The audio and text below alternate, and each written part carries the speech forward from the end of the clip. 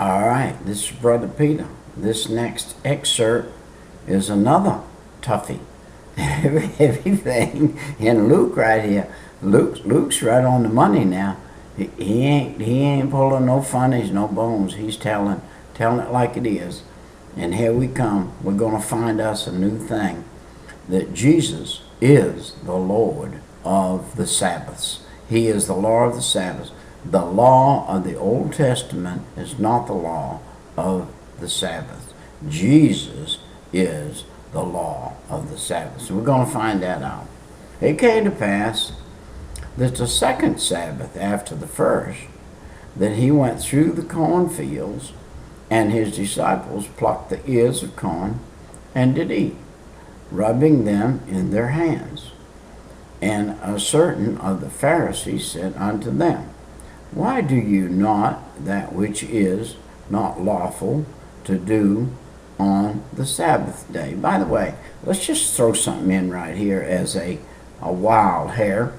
I heard the preacher say the other day, isn't it funny? And the preacher said, I'm sick and tired of having a whole group of Christian people say one thing, one atheist get up and say something against it, and the whole government gets behind that one atheist and puts down the whole group of people for that one atheist.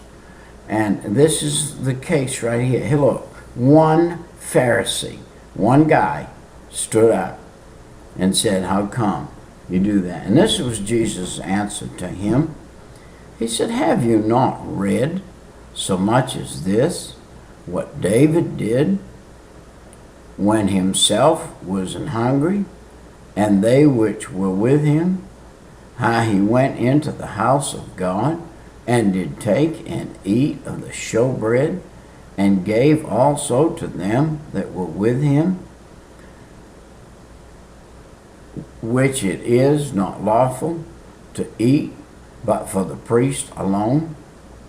And he said unto them, that the Son of Man is Lord also of the Sabbaths. He said, I'm the Lord of the Sabbaths. And by the way, the Sabbaths they were keeping unto me. And because they were keeping unto me, I'm the Lord.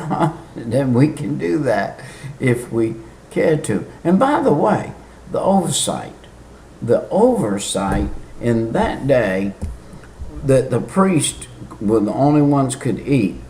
They couldn't eat it all. They couldn't eat it all anyway. The sacraments or the sacrifices or the things that were put in that day on the Sabbaths that were put in the place had to be switched, had to be taken out. They didn't leave that stuff in there. They put it in there and they took it back out. They put it in, took it back out, and they ate it. And they didn't wait until it was moldy to eat. They put it in fresh every day. You can't give God moldy bread. You have to give him the new, the best, every day. And then after it's set a while, you can eat it. And then, but let the Lord have the best. God requires the best. He requires the first and the best. The first and the best. This is the first day of the rest of my life. By the way, this is the 13th. This is my birthday. It's the first day of the rest of my life. I'm 71 today. This is the first day of my year being 71 years old. And I'm up this morning. It's already 4:12. And I got on here about 2:30. But time has flown. It just flies by when you're studying, when you're having fun, when you're worshiping God, when you're in the Word. There's nothing like the Word. If you're going to get in the Word, get in the Word. Put things off. Put other things off. Put other things out of the way. Be not tempted. If the TV's going in the other room, if you can't shut it off, shut it out. And do what you're supposed to do. Get your word down and study it. It came to pass also in another Sabbath that they entered the synagogue. And have we already read that? All right, we already did. We're over in verse 12. Excuse me, my fault. And it came to pass in those days that he went out into a mountain to pray, and continued all night in prayer to God. My goodness. Wow. You know something? Jesus was our living epistle, an example. To be Christ-like is to do what he did. We started over here in Luke, where he started his ministry with 40 days of fasting and praying. He healed Peter's mother-in-law. He spent the whole night healing people, the whole next day healing people. Then he went up to pray, and that's what he did. And Harry's doing it again. And it came to pass in those days that he went out into a mountain to pray and continued all night in prayer. Here's a man that didn't sleep.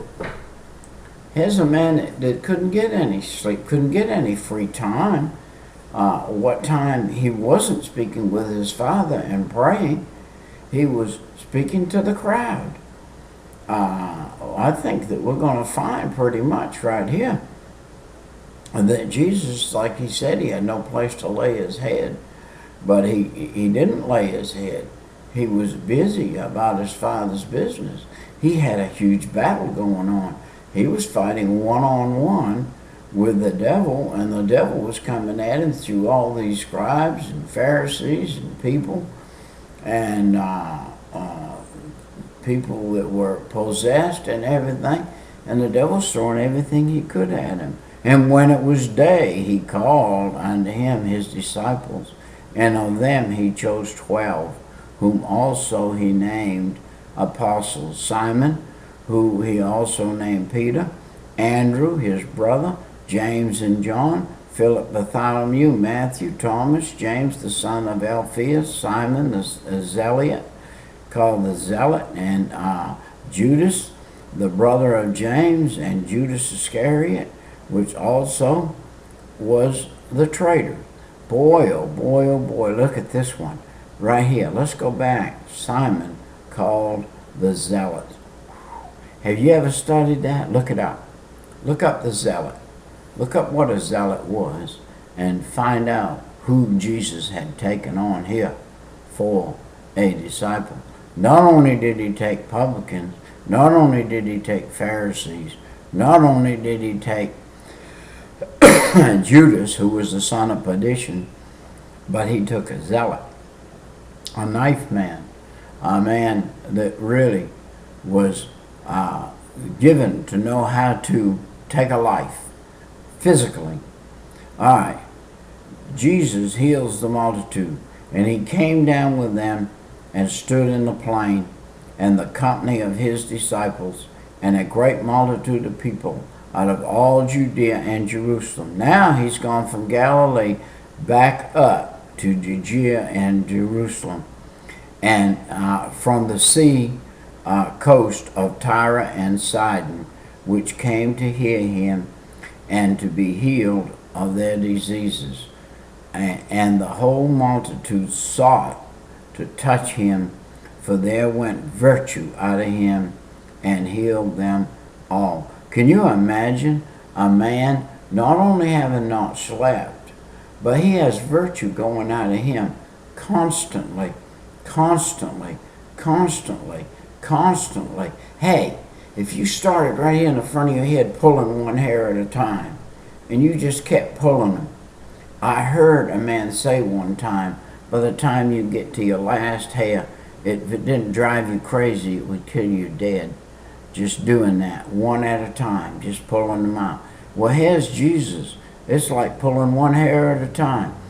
He has a constant group of people he's having to heal, day and night. He has no downtime whatsoever. He is a man. He is God the man and man the God, and he is required in the flesh to be God the flesh on the earth, and he is put to the test flesh-wise to do the spiritual things in the flesh, which require denying the flesh and doing those things.